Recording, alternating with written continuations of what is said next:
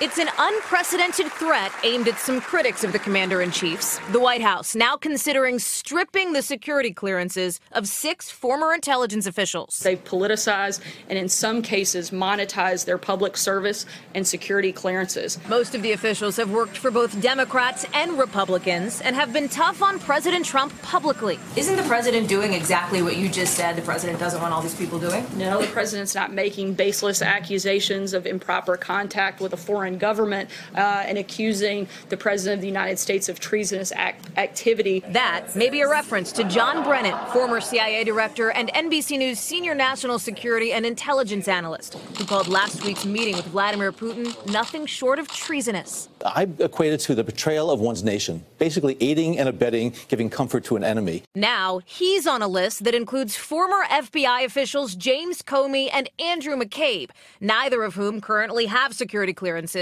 because they were fired. Michael Hayden, former CIA director, says the new threat won't have any effect on what I say or write. Former Obama National Security Advisor Susan Rice, silent for now. I think this is just a very, very petty thing to do. Former intelligence leaders typically keep their clearances so they can talk about sensitive matters with their successors. A security clearance is also very valuable for former officials in the private sector, and so to lose one could amount to a financial penalty. But the president himself is not usually personally involved in decisions to revoke that clearance. To critics, it's not just Nixonian, it's political punishment. And it concerns me greatly if this White House is going to, again, break precedent in trying to attack former members of the intelligence community because they simply express their views and their First Amendment rights.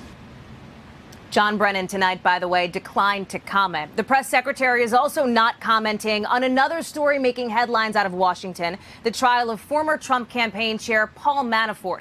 Jury selection was supposed to start Wednesday, but that's been delayed by about a week to give defense attorneys time to review new evidence. Hey, NBC News fans, thanks for checking out our YouTube channel. Subscribe by clicking on that button down here.